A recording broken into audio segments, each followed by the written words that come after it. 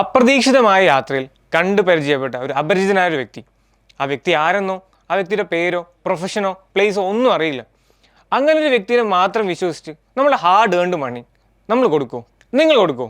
I think no, അല്ലേ? So അങ്ങനെയാണെങ്കിൽ യാതൊന്നും അറിയാത്തൊരു കമ്പനിയിൽ എന്തിൻ്റെ പേരിലാണ് നമ്മൾ ഇൻവെസ്റ്റ് ചെയ്യുന്നത്? ഇവിടെയാണ് ഒരു ഫണ്ടമെന്റൽ അനാലിസിസിന്റെ പ്രസക്തി വരുന്നത്. ആ ഒരു കമ്പനി എന്താണെന്നും എങ്ങനെയാണെന്നും ഇനി എങ്ങനെ പെർഫോം ചെയ്യും എന്നും നമുക്ക് അറിയണമെങ്കിൽ ഫണ്ടമെന്റൽ അനാലിസിസ് എന്ന് പറയുന്നത് വളരെ ഇമ്പോർട്ടൻ്റ് ആണ്. സോ ആ കമ്പനിയുടെ മാനേജ്മെന്റ് ലെവൽ ആയിക്കോട്ടെ, ഫിനാൻഷ്യൽ ലെവൽ ആയിക്കോട്ടെ, എല്ലാം തന്നെ ഇതിൽ നമ്മൾ അനലൈസ് ചെയ്താൽ മാത്രമായിരിക്കും ആ കമ്പനിയുടെ ഫ്യൂച്ചർ എന്ന് പറയുന്നത് നമുക്ക് പ്രെഡിക്റ്റ് ചെയ്യാൻ കഴിയുള്ളൂ. ഏതൊരു കമ്പനിയിലും നമുക്ക് ഫണ്ടമെന്റൽ അനാലിസിസ് ചെയ്യാം. എല്ലാ ലിസ്റ്റഡ് കമ്പനീസും അവരുടെ ഫിനാൻഷ്യൽ റിപ്പോർട്ട്, ആനുവൽ റിപ്പോർട്ട് എന്ന് പറയുന്നത് എല്ലാ ഇയറിലും അക്കൗണ്ടിങ് ഇയറിലും അപ്ഡേറ്റ് ചെയ്യുന്നതായിരിക്കും. നോർമൽ അക്കൗണ്ടിങ് ഇയർ എന്ന് പറയുന്നത് ഏപ്രിൽ 1 മുതൽ മാർച്ച് 31 ആണ്. ഓരോ കമ്പനിയുടെയും ഫിനാൻഷ്യൽ റിപ്പോർട്ട് അതാത് കമ്പനിയുടെ വെബ്സൈറ്റിൽ പോയാൽ നമുക്ക് കാണാൻ കഴിയുന്നതായിരിക്കും. ഇതിലെ ഏറ്റവും ഇമ്പോർട്ടൻ്റ് ആയിട്ടുള്ള ഒരു പോർഷനാണ് ഫിനാൻഷ്യൽ സ്റ്റേറ്റ്മെന്റ് എന്ന് പറയുന്നത്. ഈ ആനുവൽ റിപ്പോർട്ടിൽ ഒരുപാട് കാര്യങ്ങളുണ്ടായിരിക്കും. 300 to 400 പേജസ് വരുന്നതായിരിക്കും ഓരോ കമ്പനിയുടെയും ഓരോ ഇയറിലെയും ആനുവൽ റിപ്പോർട്ട് എന്ന് പറയുന്നത്. എന്നാൽ ഇതിൽ ക്വാണ്ടിറ്റേറ്റീവ് ആയിട്ടും ക്വാളിറ്റേറ്റീവ് ആയിട്ടുള്ള ഒരുപാട് കാര്യങ്ങളുണ്ടായിരിക്കും. ആ കമ്പനിയുടെ മാനേജ്മെന്റ് റിലേറ്റഡ് ആയിട്ടും ആ കമ്പനിയുടെ ഒബ്ജക്റ്റീവ് ആയിട്ടും കമ്പനി മോഡൽസ് ആയിട്ടും അങ്ങനെ ഒരുപാട് കാര്യങ്ങൾ. ഇതുപോലെ തന്നെ അല്ലെങ്കിൽ ഇതിനേക്കാൾ വളരെ ഇമ്പോർട്ടൻ്റ് ആയിട്ടുള്ള കാര്യങ്ങളാണ് ഇതിൻ്റെ ക്വാണ്ടിറ്റേറ്റീവ് ആയിട്ടുള്ള കാര്യങ്ങൾ. ഈ കമ്പനിയുടെ പ്രോഫിറ്റബിലിറ്റി, ഈ കമ്പനിയുടെ ഫിനാൻഷ്യൽ പൊസിഷൻ എല്ലാം. ഇതിനുവേണ്ടി നമുക്ക് ഈ കമ്പനിയുടെ പ്രോഫിറ്റ് ആൻഡ് ലോസ് സ്റ്റേറ്റ്മെന്റും ബാലൻസ് ഷീറ്റും ക്യാഷ് ഫ്ലോ സ്റ്റേറ്റ്മെന്റും വളരെ ഇമ്പോർട്ടൻ്റ് ആണ്. ഈ കമ്പനിയുടെ ആ ഒരു ഇയറിലെ പെർഫോമൻസിന്റെ എല്ലാ ഡാറ്റയും ഈ 3 സ്റ്റേറ്റ്മെന്റിൽ നോക്കിയാൽ നമുക്ക് കാണാൻ കഴിയുന്നതായിരിക്കും. ഒരു കമ്പനിയുടെ പ്രോഫിറ്റ് ആൻഡ് ലോസ് സ്റ്റേറ്റ്മെന്റ് എന്ന് പറയുന്നത് ആ ഒരു പർട്ടിക്കുലർ അക്കൗണ്ടിങ് ഇയറിൽ ആ കമ്പനി ജനറേറ്റ് ചെയ്തിട്ടുള്ള പ്രോഫിറ്റിനെയും ലോസിനെയും ഒരുപോലെ കാണിക്കുന്നതായിരിക്കും. ഒരു കമ്പനിയുടെ ബാലൻസ് ഷീറ്റ് എന്ന് പറയുന്നത് അതുവരെയുള്ള ആ കമ്പനിയുടെ ഫിനാൻഷ്യൽ പൊസിഷൻ ആയിരിക്കും കാണിക്കുന്നുണ്ടാവുക. ഫോർ എക്സാമ്പിൾ, ആ ഒരു കമ്പനി ലാസ്റ്റ് 20 ഇയേഴ്സ് ആയിട്ടുള്ളതാണെങ്കിൽ ലാസ്റ്റ് 20 ഇയേഴ്സിലെ ഡാറ്റ ആയിരിക്കും ഓരോ ബാലൻസ് ഷീറ്റിലും നമുക്ക് കാണാൻ കഴിയുന്നുണ്ടാവുക.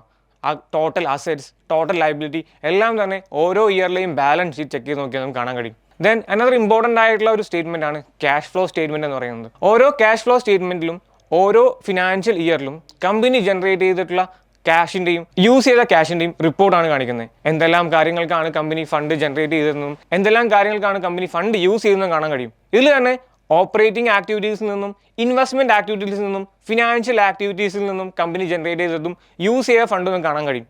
ഓപ്പറേറ്റിംഗ് ആക്ടിവിറ്റീസ് ആണ് ഏതൊരു കമ്പനിയെ സംബന്ധിച്ചിടത്തോളം അതിന്റെ കോർ ബിസിനസ് എന്ന് പറയുന്നത്. അതിന്റെ കോർ ബിസിനസ്സിലൂടെ സെയിൽസിലൂടെയും മറ്റും കമ്പനി ജനറേറ്റ് ചെയ്തിട്ടുള്ള റവന്യൂവും അതുപോലെ തന്നെ മാർക്കറ്റിംഗ് ആക്ടിവിറ്റീസിനും മറ്റും എല്ലാം കൂടി കമ്പനി സ്പെൻഡ് ചെയ്തിട്ടുള്ളതായിരിക്കും ഓപ്പറേറ്റിംഗ് ആക്ടിവിറ്റീസിൽ കാണിക്കുന്നുണ്ടാവാം. ദെൻ ഇൻവെസ്റ്റ്മെന്റ് ആക്ടിവിറ്റീസ്, ഈ കമ്പനിക്ക് മറ്റെന്തെങ്കിലും ഇൻവെസ്റ്റ്മെന്റ് ഉണ്ടെങ്കിൽ അസറ്റ്സിലായിക്കോട്ടെ മറ്റ് ഇക്വിറ്റീസിലായിക്കോട്ടെ ഇതിലുള്ള ഇൻവെസ്റ്റ്മെന്റ്സും അതുപോലെ തന്നെ അത് എക്വയർ ചെയ്യാനും മറ്റും സ്പെൻഡ് ചെയ്ത എമൗണ്ട് ആയിരിക്കും ഇതിലെ യൂസേജും ക്യാഷ് ജനറേഷനും. Then financial activities, loan repay ചെയ്യാനും ഡിവിഡൻഡ് കൊടുക്കാനും അത്തരം കാര്യങ്ങൾക്ക് സ്പെൻഡ് ചെയ്തതും ജനറേറ്റ് ചെയ്തിട്ടുള്ള ക്യാഷ് ഫ്ലോ ആയിരിക്കും ഇതിൻ്റെ അണ്ടറിൽ കാണിക്കുന്നുണ്ടാവുക. സോ ക്യാഷ് ഫ്ലോ സ്റ്റേറ്റ്മെന്റ് നോക്കുകയാണെങ്കിൽ ഒരു കമ്പനി ആ ഒരു പർട്ടിക്കുലർ ഫിനാൻഷ്യൽ ഇയറിൽ ജനറേറ്റ് ചെയ്തതും യൂസ് ചെയ്തതുമായിട്ടുള്ള കംപ്ലീറ്റ് ക്യാഷ് ഡീറ്റെയിൽസ് ആയിരിക്കും നമുക്ക് കാണാൻ കഴിയുന്നുണ്ടാവുക. ഇതുപോലെ എല്ലാ ഡാറ്റയും ക്രോസ് ചെക്ക് ചെയ്ത് നോക്കിയാലായിരിക്കും ഒരു സ്റ്റോക്കിലെ റൈറ്റ് ഇൻവെസ്റ്റ്മെന്റ് ഡിസിഷൻ എന്ന് പറയുന്നത് നമുക്ക് എടുക്കാൻ കഴിയുക. Let's learn everything about a company and its Stokes.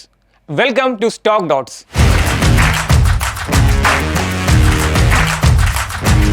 ഇത്രയും നേരം നമ്മൾ കണ്ടത് ഓരോ കമ്പനിയുടെയും ഫിനാൻഷ്യൽ സ്റ്റേറ്റ്മെന്റിൽ നിന്ന് ഡാറ്റ എങ്ങനെ എടുക്കാം, എവിടെയൊക്കെയാണ് അവൈലബിൾ ആയിട്ടുള്ളത്, എന്തൊക്കെ ഡാറ്റയാണ് നമുക്ക് വേണ്ടതെന്നാണ്. എന്നാൽ ഈ ഡാറ്റ ഇറ്റ്സെൽഫ് നമുക്കൊരു അനാലിസിന് ഹെൽപ്പ് ചെയ്യില്ല. ഈ ഡാറ്റ എന്ന് പറയുന്നത് വെറും ഒരു ടൂൾ മാത്രമാണ്. ഈ ടൂൾ യൂസ് ചെയ്ത് നമ്മൾ എങ്ങനെ ഇന്റർപ്രറ്റ് ചെയ്യുന്നു എന്നതനുസരിച്ചായിരിക്കും നല്ലൊരു ഡിസിഷൻ നമുക്ക് എടുക്കാൻ കഴിയും. ഇത് നമുക്ക് യൂസ് ചെയ്യാവുന്നതാണ് ഫിനാൻഷ്യൽ റേഷ്യോസ് എന്ന് പറയുന്നത്. വളരെ സിമ്പിൾ ആയിട്ട് പറയുകയാണെങ്കിൽ നമുക്ക് ഫേവറേറ്റ് ആയിട്ടുള്ള ഒരു കാർ, അതിൻ്റെ ഹോഴ്സ് പവർ എത്രയാണ്, അതിൻ്റെ എഞ്ചിൻ കപ്പാസിറ്റി എത്രയാണ്, എങ്ങനെയെല്ലാം പറയുന്ന സമയത്ത് നമുക്കതിൻ്റെ പെർഫോമൻസ് എന്തായിരിക്കുമെന്ന് പ്രെഡിക്റ്റ് ചെയ്യാൻ പറ്റും, അല്ലെങ്കിൽ നമുക്കൊന്ന് ഗസ് ചെയ്യാൻ പറ്റും അതിൻ്റെ പെർഫോമൻസ്. ഇതുപോലെ തന്നെ ഈ ഫിനാൻഷ്യൽ റേഷ്യോസ് എന്ന് പറയുന്ന ഓരോ വാല്യൂസും കേൾക്കുമ്പോൾ തന്നെ ആ കമ്പനിയുടെ പ്രോഫിറ്റബിലിറ്റി ആയാലും ആ കമ്പനിയുടെ സസ്റ്റൈനബിലിറ്റി ആയാലും എല്ലാം തന്നെ വളരെ ഈസി ആയിട്ട് ഒരു സിംഗിൾ വാല്യൂ കൊണ്ട് മാത്രം നമുക്ക് മനസ്സിലാക്കിയെടുക്കാൻ പറ്റും. അപ്പോൾ ഇത്രയും നേരം കൊണ്ടുള്ള പ്രോഫിറ്റ് ആൻഡ് ലോസ് സ്റ്റേറ്റ്മെന്റ് ആണെങ്കിലും ബാലൻസ് ഷീറ്റ് ആണെങ്കിലും ക്യാഷ് ഫ്ലോ സ്റ്റേറ്റ്മെന്റ് എല്ലാം തന്നെ ഡാറ്റ എടുക്കാൻ വേണ്ടി മാത്രമുള്ളതാണ്. എടുത്ത ഡാറ്റനെ ഇന്റർപ്രറ്റ് ചെയ്യാൻ ഡിഫറെന്റ് റേഷ്യോസ് നമുക്ക് യൂസ് ചെയ്യാം. 4 ഇമ്പോർട്ടൻ്റ് ആയിട്ടുള്ള ഫിനാൻഷ്യൽ റേഷ്യോസ് ഉണ്ട്. Profitability ratios, leverage ratios, operational ratios, valuation ratios. ഇത് 4 കാണുന്നത് 4 ഡിഫറെന്റ് ആസ്പെക്ട്സ് ആണ്. ഈ 4 റേഷ്യോസും കാൽക്കുലേറ്റ് ചെയ്ത് നോക്കുമ്പോൾ 4 ഇമ്പോർട്ടൻ്റ് ആയിട്ടുള്ള കാര്യങ്ങളായിരിക്കും നമുക്ക് മനസ്സിലാക്കാൻ പറ്റുന്നുണ്ടാവുക. First one, profitability ratio. Profitability ratio എന്ന് പറയുന്നത് ഒരു കമ്പനി എത്രമാത്രം പ്രോഫിറ്റ് ജനറേറ്റ് ചെയ്യുന്നുണ്ട് എന്നായിരിക്കും നമുക്ക് കാണിച്ചു തരുന്നുണ്ടാവുക. ഈ പ്രോഫിറ്റബിലിറ്റി റേഷ്യോസിൻ്റെ അണ്ടറിൽ ഡിഫറെന്റ് റേഷ്യോസ് ഉണ്ട്. ഇതിൽ വളരെ ഇമ്പോർട്ടൻ്റ് ആയിട്ടുള്ള 2 റേഷ്യോസ് ആണ് return on equity and return on capital employed എന്ന് പറയുന്നത്. റിട്ടേൺ ഓൺ ഇക്വിറ്റി എന്ന് പറഞ്ഞാൽ ഇൻവെസ്റ്റേഴ്സ് ഫണ്ടിൽ നിന്ന് എത്രമാത്രം പ്രോഫിറ്റ് ജനറേറ്റ് ചെയ്യാനായിട്ട് കമ്പനിക്ക് കഴിഞ്ഞിട്ടുണ്ടെന്നാണ്. ഈ റിട്ടേൺ ഓൺ ഇക്വിറ്റി എന്ന് പറയുന്നത് ലെറ്റ്സ് സേ 15 ആണെങ്കിൽ ഇൻവെസ്റ്റ് ചെയ്തിട്ടുള്ള ഓരോ 100 രൂപയ്ക്കും 15 രൂപ പ്രോഫിറ്റ് ജനറേറ്റ് ചെയ്യാൻ കഴിഞ്ഞിട്ടുണ്ടെന്നാണ് മീൻ ചെയ്യുന്നത്. ഏറ്റവും ബെറ്റർ എന്ന് പറയുന്നത് എബവ് 15 ROE ഉള്ള ഒരു കമ്പനിയിൽ ഇൻവെസ്റ്റ് ചെയ്യുന്നതാണ്. എന്നാൽ ഈ ROE എന്ന് പറയുന്നത് ഒരു കമ്പനിയുടെ മാത്രം നോക്കി മനസ്സിലാക്കാതെ അതിൻ്റെ ഇൻഡസ്ട്രിയിലുള്ള മറ്റ് കമ്പനീസുമായിട്ട് കമ്പയർ ചെയ്ത് നോക്കിയിട്ട് മാത്രമേ നമ്മളിതൊരു ഡിസിഷൻ എടുക്കാൻ പറ്റൂ. Then second one ROCE, return on capital employed. ഈ ക്യാപിറ്റൽ എംപ്ലോയിഡ് എന്ന് പറഞ്ഞാൽ നേരത്തെ പറഞ്ഞ ഇൻവെസ്റ്റേഴ്സ് ഫണ്ടിന്റെ കൂടെ തന്നെ ഷോർട്ട് ടൈം ആയിട്ടുള്ള ലോങ് ടൈം ഉള്ള ഡെപ്റ്റ് കൂടി ഉണ്ട്. അതുകൊണ്ട് തന്നെ ഈ ROCE കാണിക്കുന്നത് എത്ര പൈസ ഉപയോഗിച്ച് എത്ര പൈസ ഉണ്ടാക്കിയെന്നാണ്. ഈ ROCE എന്ന് പറയുന്നത് ഈ ROEനേക്കാൾ കൂടുതലാണെങ്കിൽ അതിനർത്ഥം ഈ കമ്പനി യാതൊരു ഡെപ്റ്റും എടുത്തിട്ടില്ല, അല്ലെങ്കിൽ ചെറിയ ഡെപ്റ്റ് മാത്രമാണ് ഉള്ളതെന്നാണ്. ഇത് നമുക്ക് അസ്യൂം ചെയ്ത് തന്നെ മനസ്സിലാക്കാൻ പറ്റും. കാരണം വാരൻ ബഫറ്റ് പറയുന്നത് ROEയും ROCEയും എബവ് 20 ഉള്ള കമ്പനീസ് സെലക്ട് ചെയ്യുന്നതായിരിക്കും ഏറ്റവും ബെസ്റ്റ് എന്നാണ്. അതുപോലെ തന്നെ ഈ രണ്ട് റേഷ്യോസിൻ്റെയും വാല്യൂ ഓൾമോസ്റ്റ് ഒരേ റേഞ്ചിലുണ്ടെങ്കിൽ മാത്രം ചൂസ് ചെയ്താൽ മതിയെന്നു. ഫോർ എക്സാമ്പിൾ ROE എന്ന് പറയുന്നത് 20യും ROCE എന്ന് പറയുന്നത് 40യും ആണെങ്കിൽ അത്തരം കമ്പനീസ് അവോയ്ഡ് ചെയ്ത് ROE എന്ന് പറയുന്നത് 20യും ROCE എന്ന് പറയുന്നത് 22, 23, 24 റേഞ്ചിലുള്ള കമ്പനീസ് സെലക്ട് ചെയ്യുകയാണെങ്കിൽ അതായിരിക്കും ബെസ്റ്റ് ഡിസിഷൻ എന്നാണ്. രണ്ടാമത്തെ ടൈപ്പ് ഓഫ് റേഷ്യോസ് ആണ് ലിവറേജ് റേഷ്യോസ്. ഈ ലിവറേജ് റേഷ്യോ മീൻ ചെയ്യുന്നത് ഈ കമ്പനി എത്രമാത്രം ഡെറ്റ് എടുത്തിട്ടുണ്ട് പ്രോഫിറ്റ് ജനറേറ്റ് ചെയ്യാനെന്നാണ്. ഇതിൽ രണ്ട് ഇമ്പോർട്ടൻ്റ് ആയിട്ടുള്ള റേഷ്യോസ് ആണ് ഡെപ്റ്റ് to equity ratio and ഡെപ്റ്റ് to asset ratio. ഡെപ്റ്റ് to equity ratio എന്ന് പറയുന്നത് സപ്പോസ് കമ്പനി ലിക്വിഡേറ്റ് ചെയ്യേണ്ട വന്നാൽ എത്രമാത്രം ഫണ്ട് ബാക്കി വരും എന്നാണ്. അതായത് എല്ലാ ഡെപ്റ്റും കൊടുത്തു കഴിഞ്ഞ് ഒരു ഇൻവെസ്റ്ററുടെ കയ്യിൽ എത്ര എമൗണ്ട് വരും എന്നാണ് ഈ ഡെപ്റ്റ് ടു ഇക്വിറ്റി റേഷ്യോ പറയുന്നത്. ഈ ഡെപ്റ്റ് ടു ഇക്വിറ്റി റേഷ്യോ എന്ന് പറയുന്നത് ലെസ് ദാൻ 1 ആണെങ്കിൽ അതിനർത്ഥം ഈവൻ കമ്പനി ലിക്വിഡേറ്റ് ചെയ്താലും നല്ലൊരു ഫണ്ട് കയ്യിൽ ബാക്കി ഉണ്ടായിരിക്കുന്നതാണ്. ഇനി ഈ ഡെപ്റ്റ് ടു ഇക്വിറ്റി റേഷ്യോ എന്ന് പറയുന്നത് എബവ് 1 ആണെങ്കിൽ അത് മീൻ ചെയ്യുന്നത് കമ്പനിയിലെ ഇൻവെസ്റ്റേഴ്സിന്റെ ഫണ്ടിനേക്കാൾ കൂടുതലാണ് കമ്പനി പുറത്തുനിന്ന് ഡെപ്റ്റ് എടുത്തതാണ്. ഇത്തരത്തിൽ വലിയ രീതിയിലുള്ള കടങ്ങളുള്ള കമ്പനിയിൽ ഇൻവെസ്റ്റ് ചെയ്യാതിരിക്കുക തന്നെയായിരിക്കും നല്ലത്. സെക്കൻഡ് വൺ ആണ് ഡെപ്റ്റ് to asset ratio. Asset secure ചെയ്യാനായിട്ട് കമ്പനി എത്രമാത്രം ഡെപ്റ്റ് എടുത്തിട്ടുണ്ട് എന്നാണ് ഈ റേഷ്യോ പറയുന്നത്. ഇത് ഒരുപാട് കൂടുതലാണെങ്കിൽ അതിനർത്ഥം കമ്പനിയുടെ കയ്യിലുള്ള കറണ്ട് അസറ്റ്സ് എല്ലാം തന്നെ ഈ ഡെപ്റ്റിൽ നിന്നാണ്. സോ ഈ ഡെപ്റ്റ് ടു അസറ്റ് റേഷ്യോ എന്ന് പറയുന്നത് ഒരുപാട് ഹൈ ആണെങ്കിൽ അത്തരം കമ്പനീസിൽ നിന്ന് നമുക്ക് ഒഴിഞ്ഞു നിൽക്കാം. വാല്യുവേഷൻ റേഷ്യോസ് ആണ് മാർക്കറ്റ് പാർട്ടിസിപ്പൻസിനിടയിൽ കമ്പനിയുടെ വാല്യൂവിനെ ഡിസൈഡ് ചെയ്യുന്നത്. അതിലെ വളരെ ഇമ്പോർട്ടൻ്റ് ആയിട്ടുള്ള റേഷ്യോ ആണ് PE റേഷ്യോ എന്ന് പറയുന്നത്, അതായത് പ്രൈസ് ടു ഏർണിങ്സ് റേഷ്യോ. ഒരു ഇൻവെസ്റ്റർ എത്ര രൂപ ഏൺ ചെയ്യുന്നുണ്ട് ഒരു കമ്പനിയിൽ നിന്ന് എന്നാണ് പറയുന്നത്. ഈ PE റേഷ്യോ എന്ന് പറയുന്നത് ഒരുപാട് കുറവാണെങ്കിൽ അതിനർത്ഥം കമ്പനിയുടെ വാല്യൂ എന്ന് പറയുന്നത് കറന്റ് വളരെ ചീപ്പാണെന്ന് പറയാം. ഇത് വളരെ കൂടുതലാണെങ്കിൽ ഇത് ഓവർ വാല്യൂഡ് ആണെന്നും പറയാം. പക്ഷേ ഈ PE റേഷ്യോ എന്ന് പറയുന്നത് കുറവായതുകൊണ്ട് മാത്രം കമ്പനി ചീപ്പാണെന്ന് പറയാൻ കഴിയില്ല. മേ ബി ഫണ്ടമെന്റലി സ്ട്രോങ് അല്ലാത്ത കമ്പനീസിലും ബാഡ് ന്യൂസിന്റെ പേരിലും ഇത് ഡിക്രീസ് ചെയ്യാൻ സാധ്യതയുണ്ട്. ഫണ്ടമെന്റലി സ്ട്രോങ് ആയിട്ടുള്ള ഹൈ പൊട്ടൻഷ്യൽ നിൽക്കുന്ന കമ്പനീസിൽ ഈ PE റേഷ്യോ കൂടുതലായിട്ടും കാണാൻ പറ്റും. ഈ PE റേഷ്യോ കൂടിയ കമ്പനീസിലും ഇൻവെസ്റ്റേഴ്സ് ഇൻവെസ്റ്റ് ചെയ്യാൻ റെഡിയാവും, അതൊരു പ്രീമിയം പ്രൊഡക്റ്റ് ആയിട്ട് തോന്നുന്നുണ്ടെങ്കിൽ. ഫോർ എക്സാമ്പിൾ ഐഫോൺ എന്ന് പറയുന്നത് കറന്റ് മാർക്കറ്റിൽ നിന്ന് കമ്പയർ ചെയ്യുമ്പോൾ വലിയൊരു പ്രൈസിലാണ് ഐഫോൺ എല്ലാം തന്നെ ഡിസ്ട്രിബ്യൂട്ട് ചെയ്യുന്നത്. എങ്കിലും അതിനായിട്ട് തന്നെ ഒരുപാട് യൂസേഴ്സ് ഉണ്ട്. അതിന് വലിയ കാരണം എന്ന് പറയുന്നത് അത് പ്രൊവൈഡ് ചെയ്യുന്നതിൻ്റെ ഫീച്ചേഴ്സും അതിൻ്റെ ഒരു പ്രീമിയം ക്വാളിറ്റി തന്നെയായിരിക്കും. ഇതുപോലെ തന്നെ ഫണ്ടമെന്റലി സ്ട്രോങ് ആയിട്ടുള്ള നല്ല ഡിമാൻഡ് നിൽക്കുന്ന കമ്പനീസ് ആണെങ്കിൽ PE റേഷ്യോ കൂടുതലാണെങ്കിൽ പോലും ഇൻവെസ്റ്റേഴ്സ് അതിൽ ഇൻവെസ്റ്റ് ചെയ്യാനും റെഡിയാവും. സോ നമുക്ക് ഈ PE റേഷ്യോ തന്നെ അതേ ഇൻഡസ്ട്രിയിലുള്ള ഡിഫറെൻറ്റ് കമ്പനീസുമായിട്ട് കമ്പയർ ചെയ്ത് നോക്കാം. ഫോർ എക്സാമ്പിൾ ഇൻഫോസിസിൽ ഇൻവെസ്റ്റ് ചെയ്യുന്നുണ്ടെങ്കിൽ ഇൻഫോസിസിൻ്റെ PE റേഷ്യോ മാത്രം നോക്കാതെ അതിൻ്റെ സെയിം ഇൻഡസ്ട്രിയിലുള്ള TCS ആയിട്ടും വിപ്രോ ആയിട്ടും കമ്പയർ ചെയ്ത് നോക്കാം. അതുപോലെ തന്നെ ആ ഇൻഡസ്ട്രിയുടെ IT ഇൻഡസ്ട്രിയുടെ PE റേഷ്യോ എത്രയാണോ അതുമായി കമ്പയർ ചെയ്തുകൊണ്ട് നമുക്ക് ഈ ഇൻഫോസിലുള്ള ഒരു ഇൻവെസ്റ്റ്മെന്റ് ഡിസിഷൻ ചൂസ് ചെയ്യാവുന്നതാണ്. മറ്റൊരു ഇമ്പോർട്ടൻറ്റ് റേഷ്യോസ് ആണ് ഓപ്പറേഷണൽ റേഷ്യോസ് എന്ന് പറയുന്നത്. ഒരു കമ്പനിയുടെ ഓപ്പറേഷണൽ എഫിഷ്യൻസി എത്ര മാത്രമുണ്ട്, അതിൻ്റെ മാനേജ്മെന്റ് എത്രമാത്രം അടിപൊളിയാണ് എന്ന് നമുക്ക് ഈ റേഷ്യോസ് നോക്കിയാൽ അറിയാൻ പറ്റും. ഇത് വളരെ ഈസിയാണ്. Fixed assets turn over ratio, assets turn over ratio, total assets turn over ratio, working capital turnover ratio എന്ന് പറഞ്ഞ് കുറച്ച് റേഷ്യോസ് ഉണ്ട്. ഇതെല്ലാം തന്നെ പറയുന്നത് ഈ അസറ്റ്സ് യൂസ് ചെയ്തുകൊണ്ട് ഓപ്പറേഷണൽ റവന്യൂവിൽ എന്തുമാത്രം ഡെവലപ്മെന്റ് ഉണ്ടായിരുന്നതാണ്. സോ ഓരോ റേഷ്യോസും നമുക്ക് നോക്കുമ്പോൾ മനസ്സിലാവും. ഇപ്പോൾ for example fixed assets turn over ratio, ഈ ഫിക്സഡ് അസറ്റ്സ് യൂസ് ചെയ്തുകൊണ്ട് കമ്പനിക്ക് എന്തുമാത്രം റവന്യൂ ജനറേറ്റ് ചെയ്യാൻ കഴിഞ്ഞിട്ടെന്ന് അറിയാൻ പറ്റും. അതായത് അൺനെസസറി ആയിട്ടുള്ള ഇൻവെസ്റ്റ്മെന്റ്സ് ഒന്നും അസറ്റ്സിൽ ഇല്ല എന്ന് നമുക്ക് മനസ്സിലാക്കാൻ പറ്റും.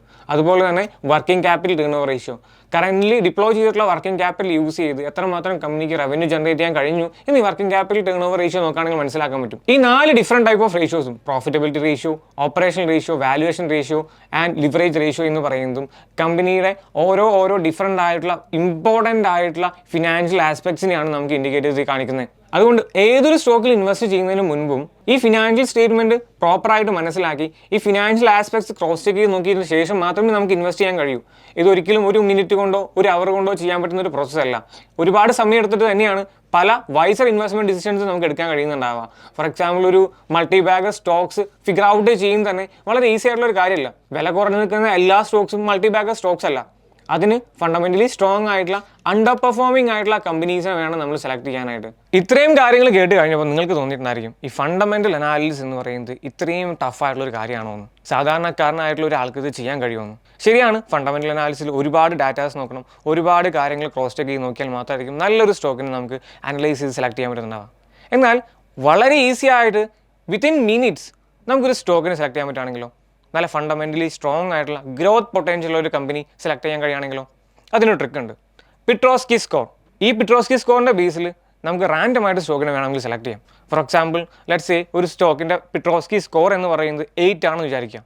അങ്ങനെയാണെങ്കിൽ വേറെ ഒന്നും നോക്കാതെ തന്നെ ഈ സ്റ്റോക്കിൽ എനിക്ക് ലോങ് ടൈമിലോട്ട് ഇൻവെസ്റ്റ് ചെയ്യാൻ കഴിയും. ഈ പിട്രോസ്കി സ്കോർ എന്ന് പറയുന്നത് 0-നും 9-നും ഇൻ ബിറ്റ്വീൻ വാല്യൂ ഉള്ളതാണ്. ഈ വാല്യൂ എത്രത്തോളം ഹൈ ആവുന്നോ അതിനർത്ഥം ആ കമ്പനി അത്രത്തോളം ഗ്രോത്ത് പൊട്ടൻഷ്യലും ഫണ്ടമെന്റലി സ്ട്രോങ് ആണെന്നാണ്. അറ്റ് ദ സെയിം ടൈം ഈ വാല്യൂ വളരെ ചെറുതാണെങ്കിൽ it's not for investment. 0 to 3 ആണ് പിട്രോസ്കി സ്കോർ എങ്കിൽ ആ കമ്പനിന് യാതൊരു രീതിയിലും നമുക്ക് ഇൻവെസ്റ്റ്മെന്റിന് വേണ്ടി ചൂസ് ചെയ്യേണ്ട ആവശ്യമില്ല. ഇനി 4 to 6 ആണ് വാല്യൂ എങ്കിൽ ഒരു ആവറേജ് കമ്പനിയാണ്, കൂടുതൽ ഡീറ്റെയിൽഡ് അനാലിസിസിൽ നമുക്ക് വേണമെങ്കിൽ ഇൻവെസ്റ്റ് ചെയ്യാം. ദെൻ 7 to 9 ആണ് പിട്രോസ്കി സ്കോർ എങ്കിൽ ഹൈലി റെക്കമെൻഡഡ് ആണ് ഈ കമ്പനിയിൽ ഇൻവെസ്റ്റ് ചെയ്യാൻ. ഈവൻ ബാക്കി എല്ലാ കാര്യങ്ങളും ക്രോസ് ചെക്ക് ചെയ്ത് നോക്കിയിട്ട് നമുക്ക് വേണമെങ്കിൽ ഇതിൽ ഇൻവെസ്റ്റ് ചെയ്യാം, അല്ലാതെ ഡയറക്റ്റ്ലി വേണമെങ്കിൽ ഇൻവെസ്റ്റ് ചെയ്യാൻ പറ്റും. ഈ പിട്രോസ്കി സ്കോർ എന്ന് പറയുന്നത് 3 ഇമ്പോർട്ടൻറ്റ് റേഷ്യോസിന്റെ ബേസിലായിരിക്കും പ്രൊവൈഡ് ചെയ്യുന്നത്: പ്രോഫിറ്റബിലിറ്റി, ലിക്വിഡിറ്റി, അതുപോലെ തന്നെ ഓപ്പറേഷണൽ എഫിഷ്യൻസി. ഇത് മൂന്നിലും കൂടി 9 ക്വസ്റ്റ്യൻസിന്റെ ആൻസേഴ്സ് റൈറ്റ് ആണെങ്കിൽ എല്ലാത്തിനും ഓരോ പോയിന്റ് വെച്ച് കിട്ടും. പ്രോഫിറ്റബിലിറ്റിയിൽ 4 ക്വസ്റ്റ്യൻസ് ഉണ്ടായിരിക്കും, ലിക്വിഡിറ്റിയിൽ 3 ക്വസ്റ്റ്യൻസ് ഉണ്ടായിരിക്കും, ഓപ്പറേഷണൽ എഫിഷ്യൻസിയിൽ 2 ക്വസ്റ്റ്യൻസ് ഉണ്ടായിരിക്കും.